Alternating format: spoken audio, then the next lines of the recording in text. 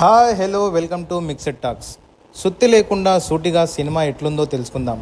మా ఛానల్లో కూడా అలాగే చూసి సబ్స్క్రైబ్ చేయండి. మైకేల్ జాక్సన్ అంటేనే ఒక ఎమోషన్. ఆయన యొక్క బ్రేక్ డ్యాన్స్కు ఈ సినిమా ఒక ట్రిబ్యూట్. ఆయన డ్యాన్సింగ్ స్టైల్, ఆయన బ్రేక్ డ్యాన్స్ను ఇన్స్పిరేషన్గా తీసుకొని మలయాళం సినిమా మూన్ వాక్. ఈ సినిమా 1980 కాలంలో జరుగుతుంది. ఇది యావరేజ్ సినిమా అయితే లాస్ట్ 15 నిమిషాలు చాలా బాగుండదు. సినిమా కథలోకి వెళ్తే త్రివేంద్రం పక్కన ఊర్లో బయట ఊరు నుంచి వచ్చి కొంతమంది పిల్లకాయలు ఒక ఈవెంట్లో బ్రేక్ డ్యాన్స్ చేస్తారు. దాన్ని చూసి ఆ ఊర్లోని పిల్లకాయలు కూడా అలాగే బ్రేక్ డ్యాన్స్ చేయాలని డిసైడ్ అవుతారు.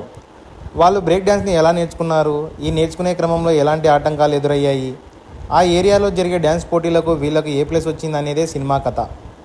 ఈ సినిమాలో నాకు నచ్చిన పాయింట్లు ఏంటంటే పిల్లకాయలు ఆ కాలంలో లాగా కనపడే విధంగా బాడీని బాగా మలుచుకున్నారు. సన్నగా ఫ్యాట్ లేకుండా భలేగా ఉన్నారు. వాళ్ళ డ్రెస్సింగ్ స్టైల్, నెత్తి స్టైల్ కూడా బాగుంది.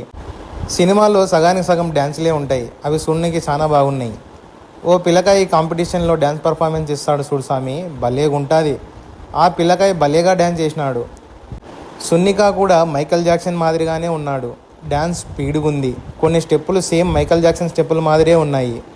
మ్యూజిక్ డైరెక్టరు ఆ కాలానికి తగినట్టు మ్యూజిక్, ఆ కాలం డ్యాన్స్కి తగినట్టు మ్యూజిక్ని బాగా ఇచ్చాడు.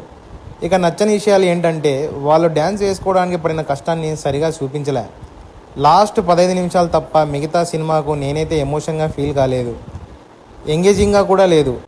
మధ్య మధ్యలో ఇంట్రెస్ట్ పోతుంది. ఏందో అవసరం లేనివి చాలా సీన్లు ఉన్నాయి సినిమాలో. ఆ సీన్ల వల్లే సినిమా గబ్బులేసింది. మొత్తం మీద ఈ సినిమాకి నా రేటింగ్ 2.5. ఈ సినిమా డైరెక్టర్కి మొదటి సినిమా అంట. డ్యాన్స్ని బాగా లైక్ చేసేవాళ్ళు ఈ సినిమా చూడొచ్చు. మీకు సినిమా ఎట్లా అనిపించిందో కామెంట్స్ రూపంలో తెలియజేయండి.